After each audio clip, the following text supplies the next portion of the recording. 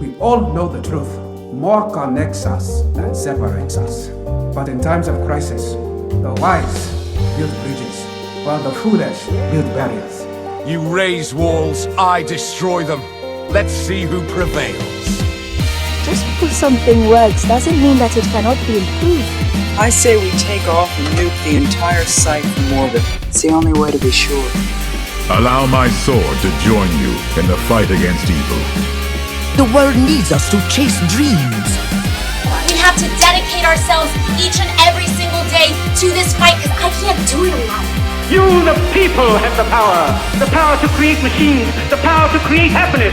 You, the people, have the power to make this life free and beautiful, to make this life a wonderful adventure. Then in the name of democracy, let us all unite!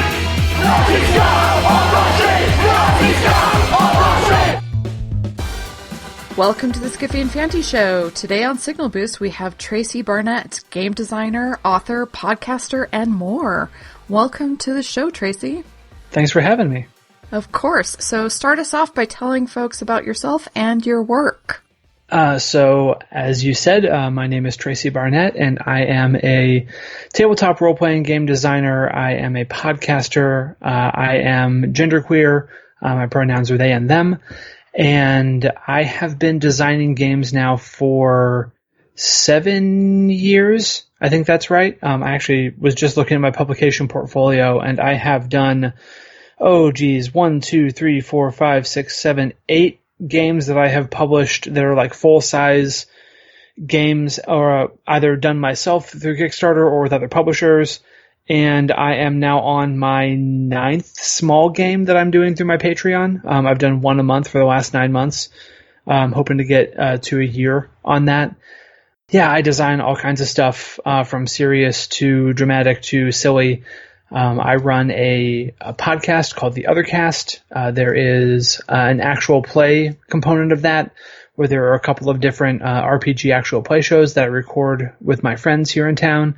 And then I'm also doing a podcast called Another Blank Page with Kate Bowie, where it's a world-building podcast where we started with one goblin in one place, in one scene, in one moment in time, and then we described that scene and what was going on in it. And then we identified things that were interesting to us in that scene, and then took one of those interesting things, and that became the second episode. And we're doing that with every episode, sort of like building a wiki, one blank page at a time. Yeah, so I think I write for Gnome Stew. What else? I'm doing a small games anthology right now that I'm putting together with some other game designers. And as of right now, I think that's everything. You are definitely a jack of all trades in the tabletop gaming community, it sounds like. So I was curious, though, because you said you started 7 years ago doing this, and your first game was the RPG School Days. Mm-hmm. How did that come to pass, and were you designing games before that, or did School Days kind of bump you onto the path that you're now on? It was very much that School Days sort of put me on the path that I'm on right now. I had, in the years prior to that, I had done some work trying to design a campaign setting of my own that is still as of yet unpublished. I'm not sure if I'll ever actually do anything with it. But I had, just a little while before I came up with the idea for School Days, learned about non-D&D role-playing games for the first time, right? So in the couple of years prior, I had gone from just having played 3rd edition and Pathfinder and 4th edition D&D to having tried Call of Cthulhu and Fiasco and Fate and a host of other games. And I was driving back from visiting friends in Kansas City. It's a 12-hour drive from Kansas City to Columbus, and there's this joke that I had with a friend online about having ranks in lank, like being long and lanky, because I'm 6'5", and when you get to be that tall, especially when you hit like your growth spurt, like in high school, your body doesn't quite know what to do with itself. And so you end up doing things like tripping while going upstairs. And it is a relatively common occurrence for those who have ranks in Lank. And so I started, just because it's a long drive, I started rhyming things with Ankh, like what else could you have ranks in? And before I knew it, I realized I was describing high school kids, right? If you have ranks in Tank, you're the big kid. If you have ranks in Bank, you're the rich kid. If you have ranks in Stank, you're the smelly kid, so on and so forth. And I basically designed the framework of the game on that drive. And my brain just hasn't stopped coming up with game ideas since then. I never intended to be a game designer. I never thought I could be a game designer. But now, 7 years on, I very much am one. And I've also worked to become, like you called me a jack of all trades. There was this idea in my head after School Days came out that there were these people in the game design industry who were sort of like the total package, right? Like people who could write a game and who could do art and who could do layout and so on and so forth. People like Daniel Solis and John Harper, Brian Patterson all came to mind at the time. And so I always wanted to be that, but I'm not a visual artist. Like I can't do art myself very well, but I can learn digital tools pretty okay. So part of the reason that I've been doing that small games project on my Patreon is because I've been doing all of the layout and all of the art for those games. In most cases, the art is like publicly sourced, freely available images that I then do a lot of manipulation on. But I've taught myself how to do layout. I've now done some professional, like paid work for other people doing layout and like character sheet design using Illustrator. Just because I wanted to be more flexible and not have to necessarily hire someone to do work that I could do myself. I learned how to edit tabletop role-playing games. I've done that professionally as well. Because it's weird. Like imposter syndrome can tell you, especially because RPGs are so small and commercial success is so, it always seems to be out of reach, right? Because you have to do a ton of work to have commercial success in tabletop role-playing games. It's easy to get down on yourself and feel like you've not accomplished anything. But when I think back to who I was when I made School Days, like, it's a fun game. There's not a whole lot of system to it.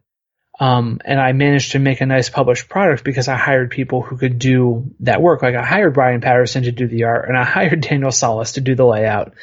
And it's a nice looking game. I mean, it won an Emmy because one of the judges liked it and gave it a judge's spotlight that year, which is amazing. That was my first game.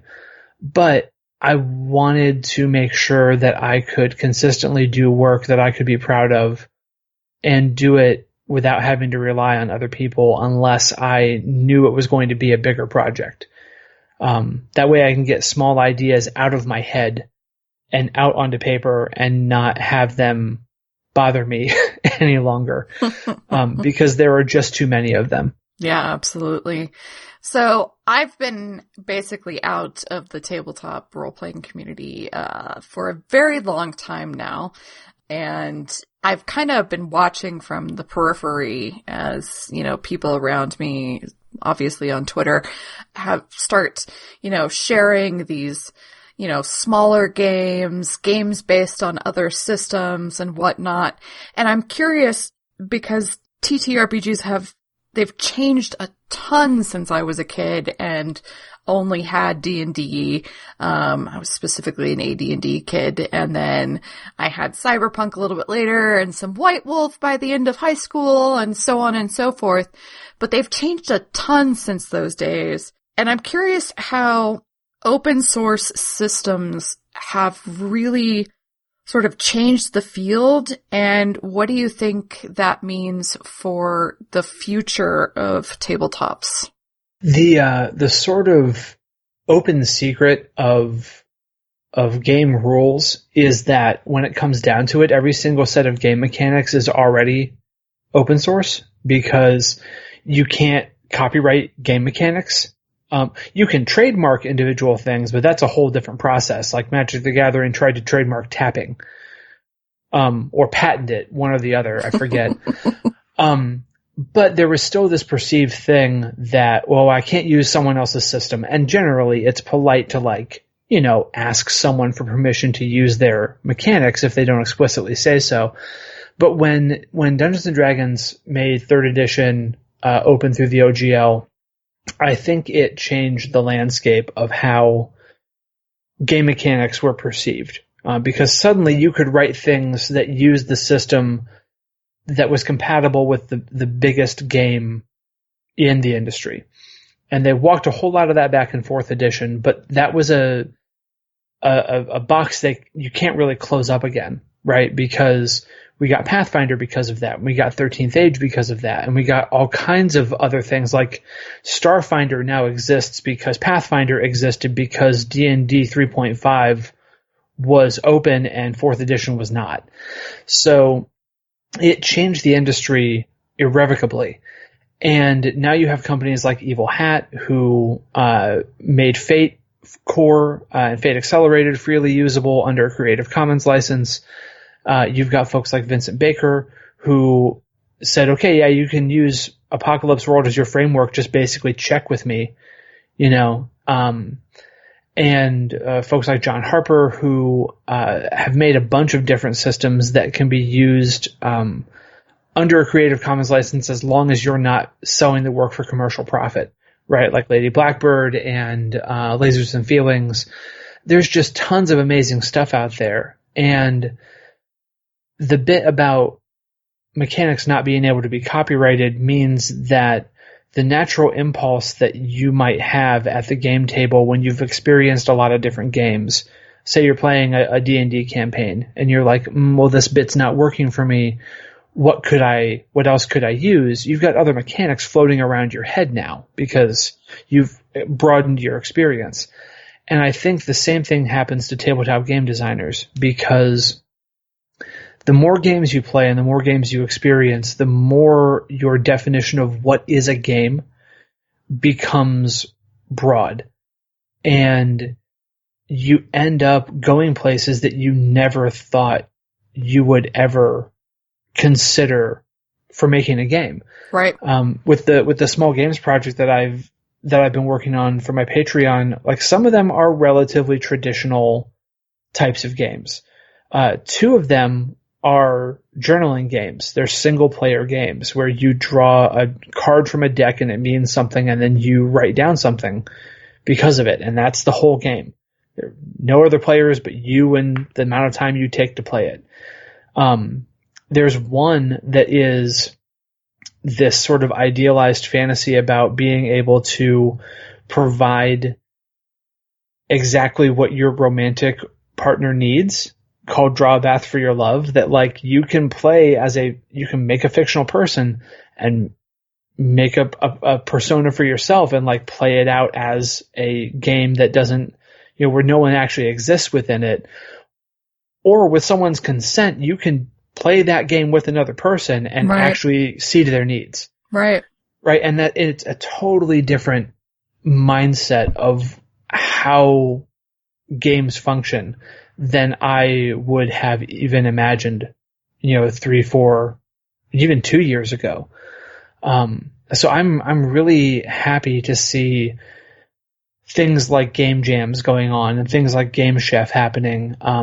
I don't know. There's a lot of talk that has happened in the industry recently around banging out a game in a really short amount of time and how that sort of is in parallel with like the crunch culture of video game development and how that's not really healthy and it puts unreasonable expectations on you as a designer.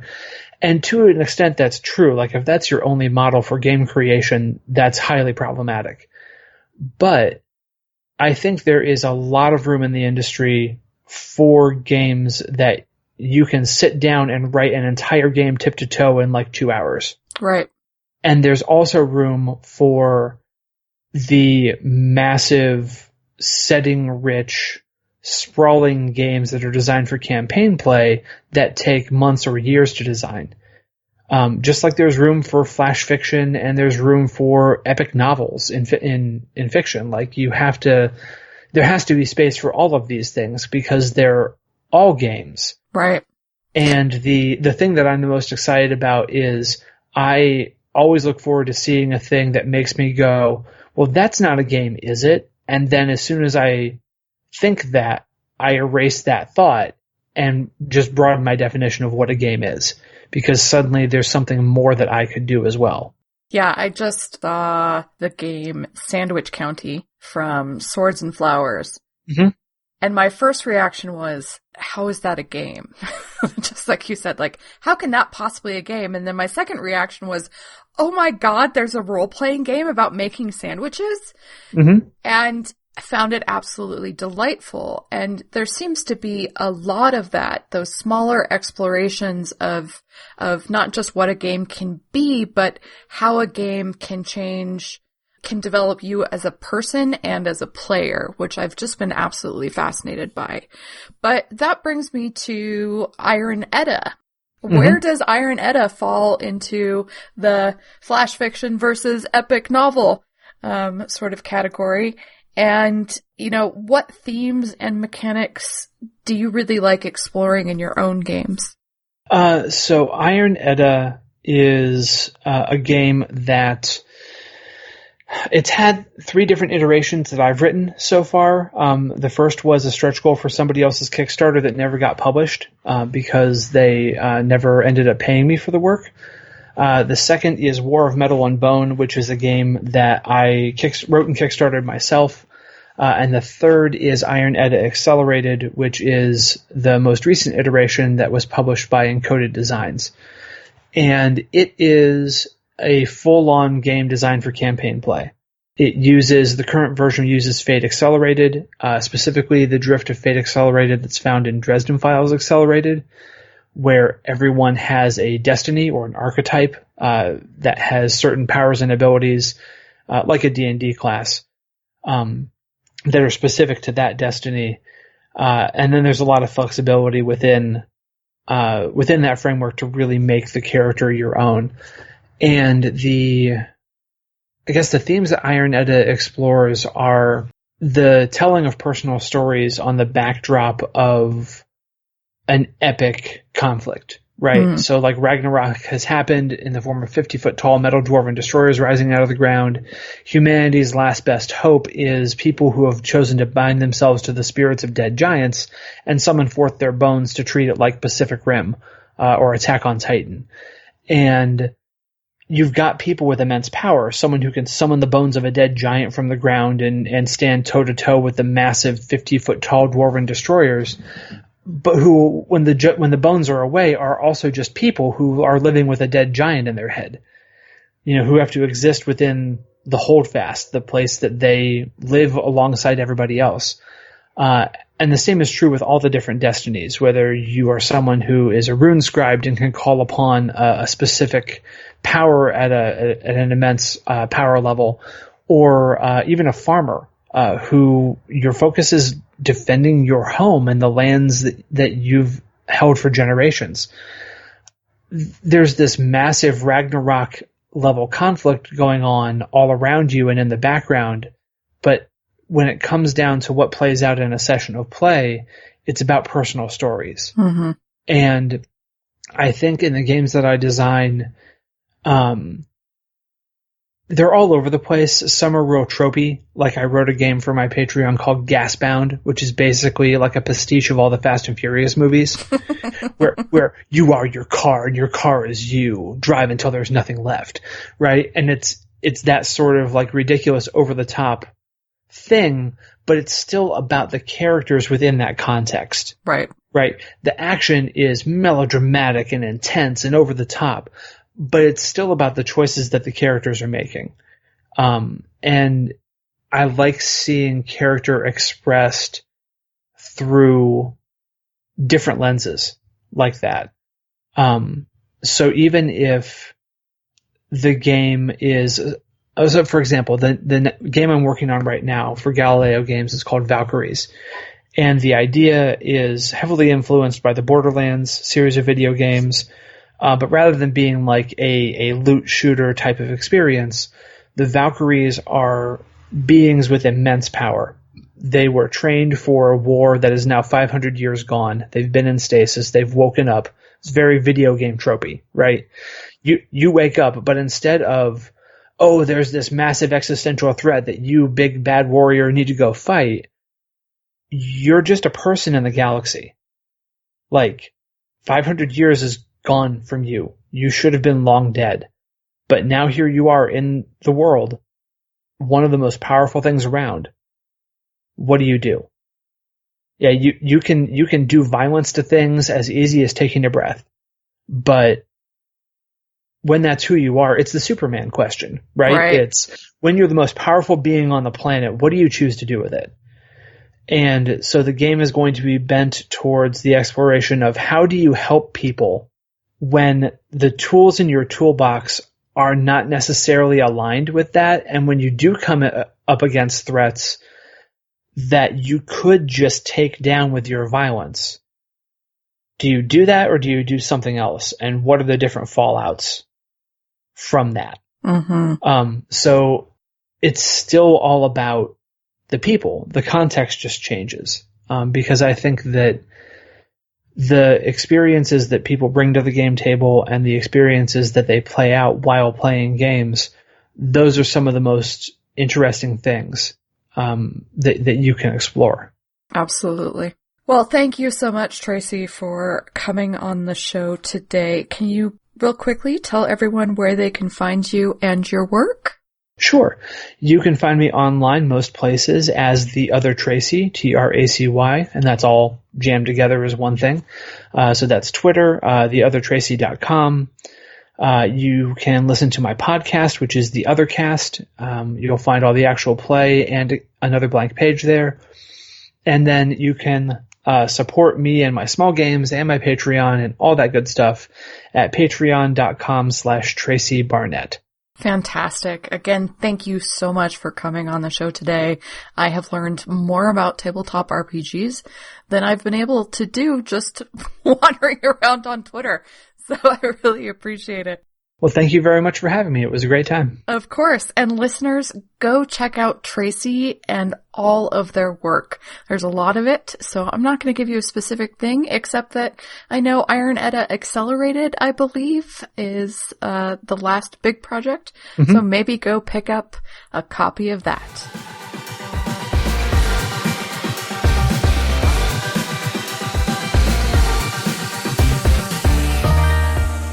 Welcome to the Skiffy and Fanty Show. I'm Jen, and today on Signal Boost we have Evan Winter, author of Rage of Dragons.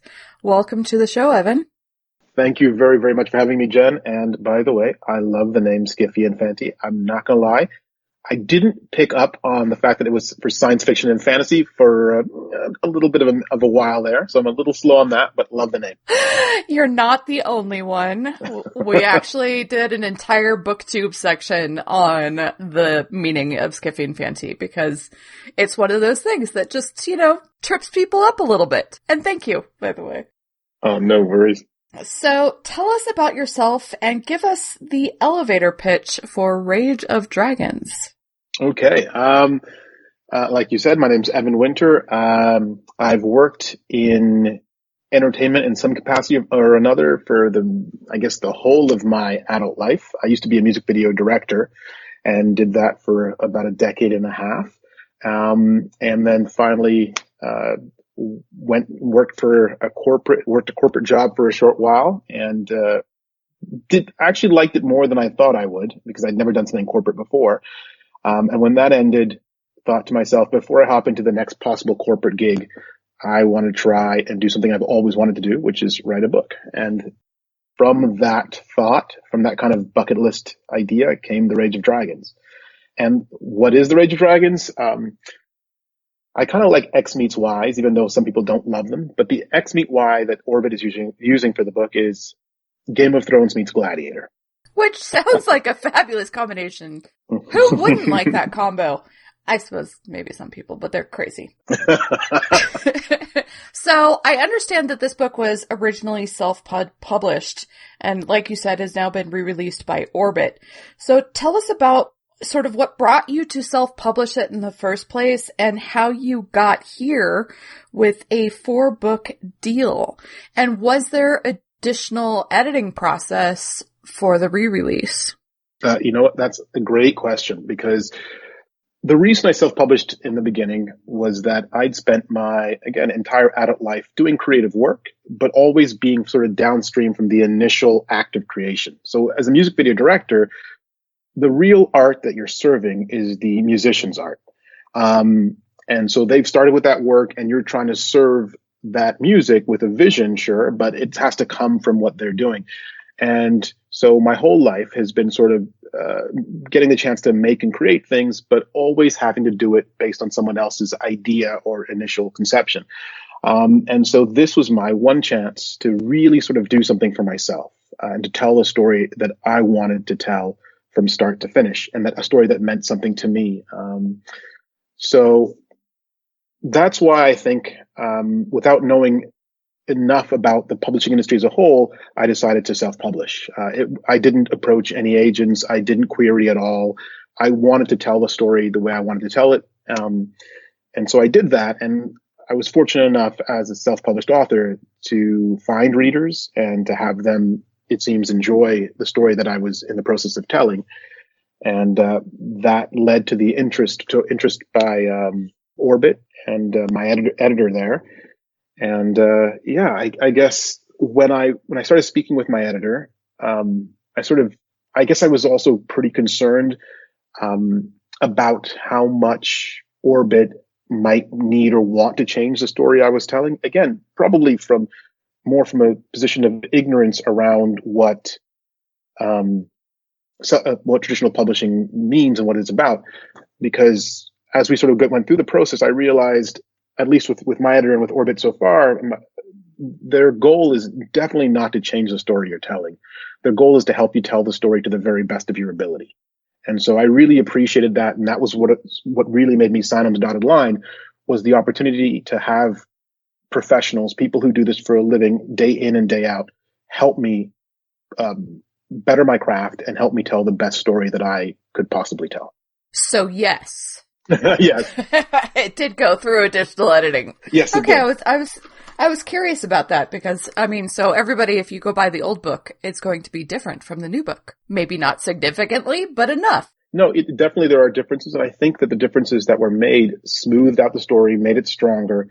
And the interesting thing is, again, I was afraid of major changes being asked. But the interesting thing is that someone reading the original could go into book 2 and not miss a beat. And someone reading the original self-published book could probably read Orbit's version and not quite know what we've changed necessarily, but the Orbit's version is definitely the stronger one. Interesting. I find that process sort of fascinating, given that it is not the traditional route that you've taken. Mm-hmm. So you mentioned, as you said, that you were a music video director, and that actually played into the process of self-publishing for you. But I'm curious, how did your experience as a music video director sort of help you plot the book and plot sequences and just help your writing, or not help it, as it may be? I think that the main thing that helped from working in film at all was how much it taught me the value of plotting. I think that perhaps you can run into danger if you overplot, because you start forcing characters in your stories to head a direction that those people wouldn't naturally head. But being a first time, being my first full length novel, it was really, really helpful with the plotting, because it stopped me from getting stuck. It stopped me from feeling like I was running into writer's block, and it allowed the story to always keep moving forward. I mean, when we're on sets in film, every minute costs thousands and thousands of dollars. So you can't plan when you're on set and try to figure out the story or the shots when you're there in the heat of the moment. You do all of that planning way in advance. When if things are quiet, there's no pressure. You figure out exactly what you want to do, and then you go on set and you already have that plan and you execute it. And so that's what I tried to do with book 1, and what I've done with book 2 as well, is that they end up being my outlines end up being roughly about 20% of the total length of the novel. So, if I write a 500-page book, my actual outline is going to be around 100 pages. That's a lot of outline. And I don't think I've heard of many authors that do that much pre-planning. So that's really fascinating. Would you say that it not just like the overall plotting, but how did it play into sort of individual scenes and pacing and whatnot? Oh yeah, that's another great question. I think that one of the main advantages that I think that method has for me, at least, is that when I'm reading the outline, it's like you're trying to read the Coles notes for the actual story. And so once the whole outline's written, I read it, 10, 20 times, and I always try to figure out where my attention's sort of flagging, where I'm losing the plot or just not feeling as interested. And then I try to figure out, well, what's happening at that point in the story? What's happening at that point in the outline? And why am I losing interest? So I really do try to make sure that the plot stays tight, hopefully, and that my interest, at least, is always as high as I can get it. So even one of the little tricks that I used for myself with the outline was I would go through the entire thing, and it's all broken up by chapters, and I'd actually give each individual scene or chapter a grade out of 10. And so when I would go back through in one of the final passes, I'd say, okay, anything less than a 7 out of 10 has to be fixed because that's not good enough. And so I think it helps for that, because then when I'm writing the actual novel, I hope at least that the story maintains the reader's interest and stays as strong as possible throughout. Absolutely. So, as we said, this book is described by Orbit, and I believe by you when you were originally sort of advertising the book as Gladiator meets Game of Thrones. And I read somewhere that somebody called it On Arrakis as well. Yep, that was me. I love it. So, what elements from those stories do you really think that you infused into the book? Which ones are actually present in the book? That's a tough one, and it's really good in terms of sort of a question to be asking, because I think The Rage of Dragons is not very much like Game of Thrones, but what it's taken maybe, or what is similar to Game of Thrones, is that I'm really trying to tackle some of the at least insofar as my story is concerned, at least, I'm trying to tackle some of the socio-political elements that push the action, that push the characters into certain choices, that push the direction that the story itself heads towards. And I think that's something that Game of Thrones and A Song of Ice and Fire, I should really say, really does very well. It sort of sets up it sets up the chessboard, if I'm going to use this sort of tortured analogy, but it sets up the chessboard. And then because the rules of chess are set up a certain way, the action tends to proceed in a certain direction. And I think that's what I've tried to do. And that's where that Game of Thrones element is almost that socio-political thing that affects the story. In terms of Gladiator, it's the idea of the strength of will of the main character and and sort of that emotional core being what really moves a lot of the plot forward as well. So the Game of Thrones has that socio-political element. Gladiator has that emotional core of the main character being a major driver of the plot. And then Arrakis and Dune, because of the environment, I guess, that I sort of that I built for the world. It's kind of basically it's African. It's set in a secondary world version of Africa.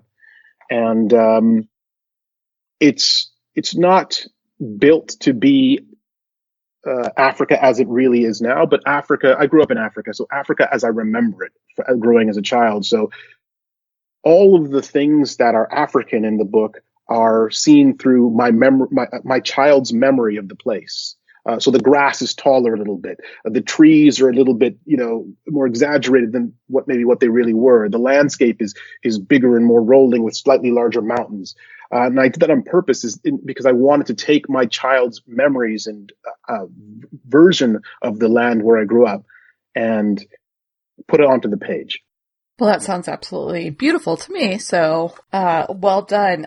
What sort of themes are you, in addition to obviously the sociopolitical and the individual, sort of driving the plot and the space, What other things are you really trying to explore with Rage of Dragons in specific, but the Burning series as a whole? I'm really looking at cycles of violence and the way they tend to sort of self-perpetuate. I'm looking at oppression and what that does to the individuals who are both oppressed and the oppressors. I'm really trying to examine the ideas of ancestry and familial ties. And I think that I'm doing all of this while peering through the lens of somebody who did grow up in Africa, but who has then also moved and now lived in North America for now what is the majority of my life. And trying to distill all of my feelings around all of that experience into a story that I above all else would want to read, I guess is what my real goal is. I mean, that seems like a pretty worthy goal. Thank you. So one of the things that I found fascinating in sort of researching the book is your magic structure. Yeah. So tell us about the Omehi and how your magic system is functioning within the Rage of Dragons. I think it was really important to me to have magic. My main character cannot use magic. And so it was important for me to have magic that was powerful and had a major effect on the world around the magic users as well as the non-magic users. But it was also really important for me to have there be what felt like a pretty equitable cost to being able to affect the world around you in such a powerful way. So the magic definitely has a large cost associated with it for almost all magic users. And the more powerful, the more powerful magic you can use, the higher the cost you end up having to pay. So it was really important for me to do that, to kind of create a world that felt still, in my mind, somewhat similar to the way the real world works for all of us, in that there typically are costs that are paid when you make major changes to the world around you. Sometimes they're personal, sometimes they're very public, but I wanted to sort of incorporate that into the world and the people who have to live in it. So among the Omehi, the only magic users can only be women. So that has created a matriarchal society among the Omehi, and they're a monarchy that only has queens. So in that way, women have been elevated above men, but there's still also a strong caste structure that's sort of overlaid on top of that. So you can be a noble or a lesser. And so there are women lessers, and there are women nobles. And I guess the main point being that no matter where you fall in the overall structure and the hierarchy of these people, if you are someone who is found to be gifted, which is what we call the magic users, then you are immediately elevated to basically the highest levels of society. So I guess that's sort of the magic of the Omehi, the one sort of race of people. And there are other races, and each other race in the overall series has access to slightly different versions of magic. Oh, that'll be really interesting to explore. And then I also understand that not only do the women, they're the magic users, but do some of the men have a sort of affinity for it in some way, shape, or form? How does that work? Yes. Another good question. Okay, so among the nobles who have blood that is strong enough they can be the gifted, who are the magic users, can actually infuse the nobles' blood with energy that makes them bigger, stronger, and faster than even they were before.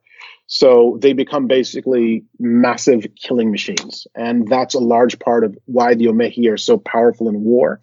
So you have women magic users, and you have men who can't use magic, but if their blood is strong enough, that magic can be pushed into them to make them better fighting machines.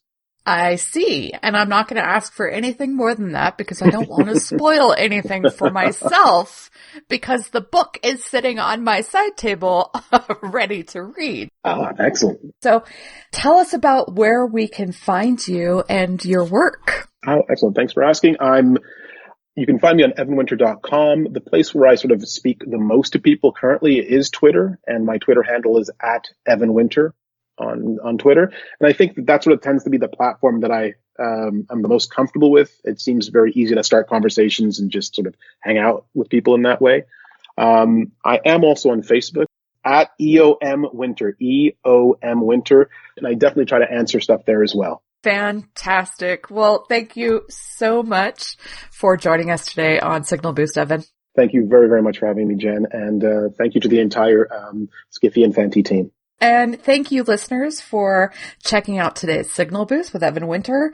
Make sure that you go check out his debut epic fantasy novel, Rage of Dragons, which will be out in hardcover and basically a new edition from Orbit next month. Bye-bye!